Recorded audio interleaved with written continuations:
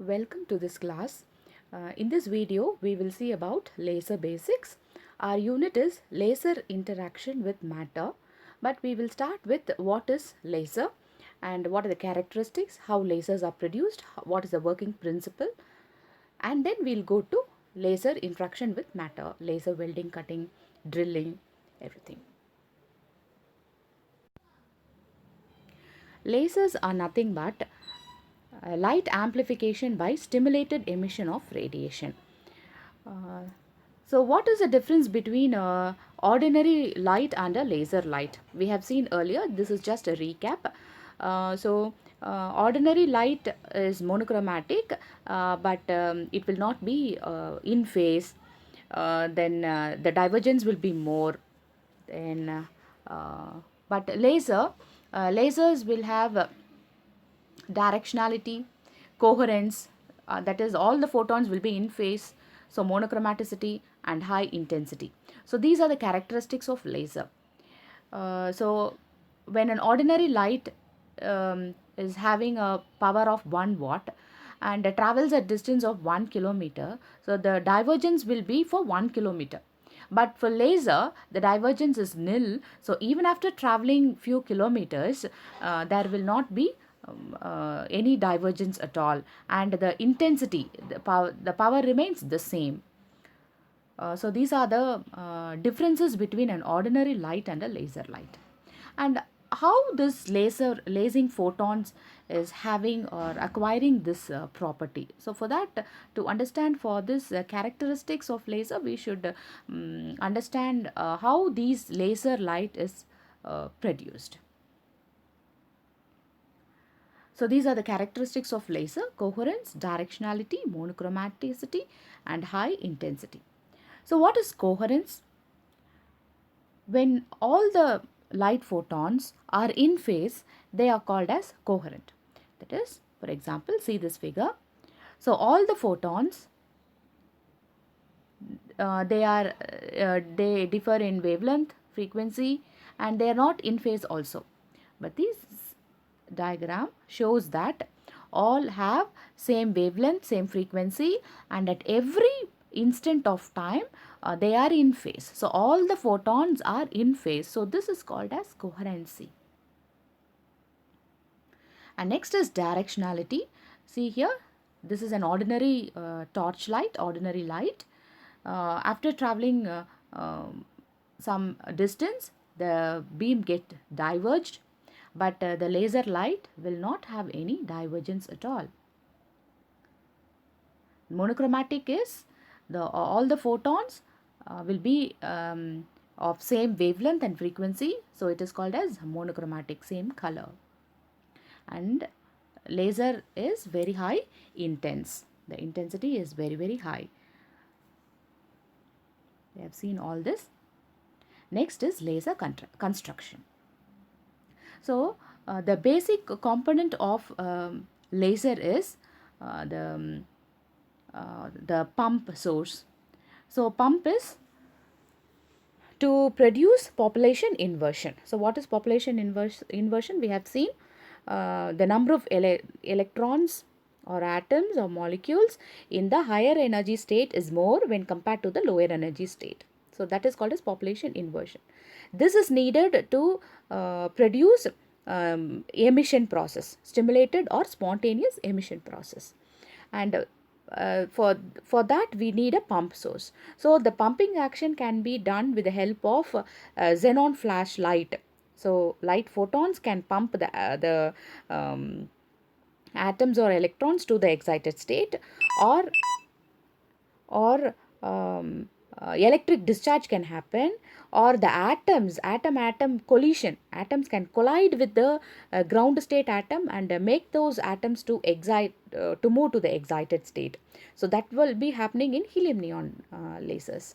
So there are different types of pumping sources. Okay, so these are the basic components of a laser. It has a laser medium. So the laser medium is nothing but where we are setting the energy levels. So a laser should have a ground state, excited state, and a metastable state. In what material, solid, liquid, or gases, in what material we acquire, we produce these energy levels. So that is called as laser medium. And next is the reflectors. So in one side, partially reflecting surface will be kept, and another side fully reflecting mirrors. And we should have some perforation in that resonating column to get the output. Next is the laser medium. So as I said, in what material we set the energy levels, that is called as the laser medium. For example, in ruby laser, ruby Al2O3 doped with chromium is called as the laser medium. In helium neon gas lasers, helium and neon atoms. And in carbon dioxide has energy levels. So those are called as laser medium. Optical resonator. So this is one of the main component which is responsible for giving in phase photons and with high intensity. So optical resonator is nothing but a resonating column at both the ends of the laser medium, where it will be the first generated photons will not come out of the laser medium. It will oscillate to and fro between the mirrors. After gaining enough intensity, with a high stream of photons will come out of the laser medium as a output. So this is optical resonators are responsible for having high intensity. And what are the different methods to achieve the population inversion? That is the examples for pumping source.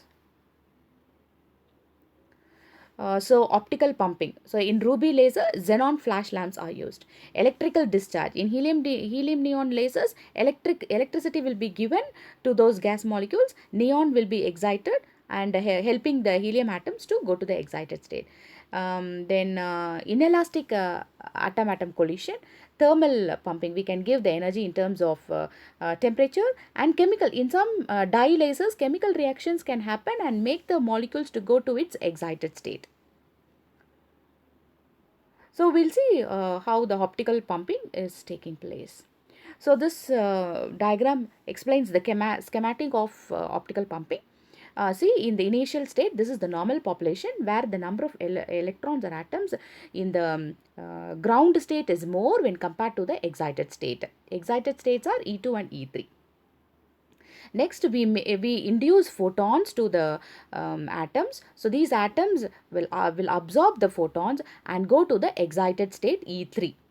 And next, from that E3, the E3 level is the most excited state where the lifetime of the electrons are very less. So spontaneously it will jump to the metastable state. So it need no induction. So it spontaneously jump to the metastable state, and it in that transition there may be photons emitted and may not be emitted in some cases. So that is called as radiationless transition. So the in some 4-level lasers, this will be mostly radiationless because we don't want photons which are in out of phase with each other. So we will be if at all the photons are emitted, we will be neglecting that they will not form lasers. So there should be, in a laser medium, there should be a state called E2, a metastable state, where the lifetime of the electrons are more when compared to the excited state. So the number of electrons residing in E2 will be more when compared to E1. So this is how the population inversion is achieved. So this is a 3-level laser. This will be achieved in ruby rods. Next is electrical discharge. So instead of giving photons to the normal population, electric discharge can help to achieve the population inversion. In atomic collision process, we should have two X and Y molecules, for example helium and neon. So we have to give energy